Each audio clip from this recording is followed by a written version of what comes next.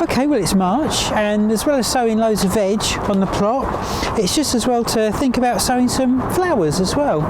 These are all flowers for pollinators, so things like bees and hoverflies, lacewings, all things that can help pollinate your crops, but they can also help keep down pests as well.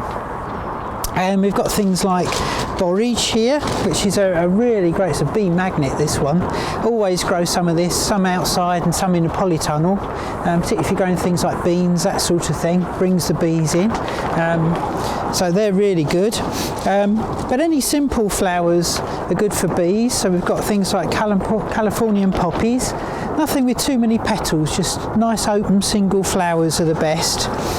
Tagetes are another good one to grow in the greenhouse because they can help keep the whitefly down as well as attracting bees, that sort of thing. So plenty of hardy annual type flowers. Cosmos, another good one, but the single cosmos, which hasn't got too many petals, the pollinators like those, nice and easy to get to the nectar in the flowers.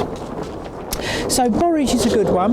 Now with a lot of these, of course, you could just sow them outside, you could just scatter them about in the flower borders, that sort of thing. But I like to grow a few borage in trays because I like to know where they're going to pop up. Sometimes when you sow borage it comes up sort of all over the place and it self-sows, but I like to grow a few in trays so that a little bit later I can plant some out in the garden but have some to plant in the polytunnel as well amongst my crops.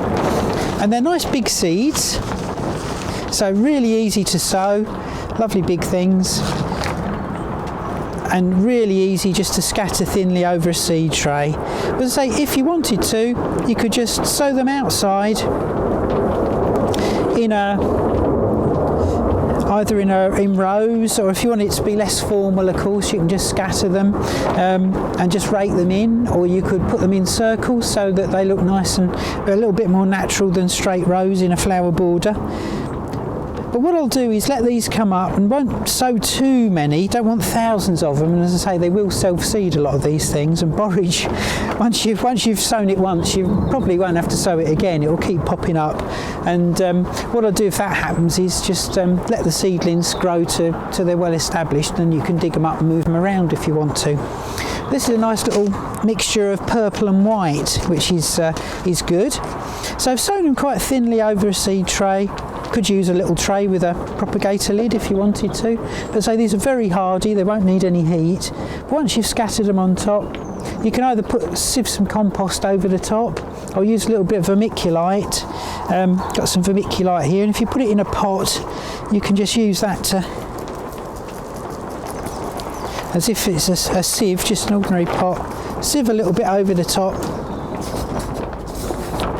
Obviously label it, water it in. And with these hardy annuals, so because we're sowing in March, won't really need a propagator or anything like that, any extra heat. Although if you've got that handy and you've got some spare space amongst your veg seedlings or whatever, amongst your tomatoes, there's no harm in giving them some heat. They don't really need it, you can just pop them on the bench or put them in a cold frame, and they'll soon pop up within about 14 days. You'll have the little seedlings popping up. As soon as they're big enough to move, once they're well established and the seed leaves have opened, you can lift them, plant them wherever you want them. So either put them up into smaller pots to grow on, or if you're ready and you've got your plants already, perhaps you've sown some salads and things in your polytunnel already, then you can pop them amongst those and they'll grow up through the summer and attract the pollinators into your polytunnel so that you get better harvests.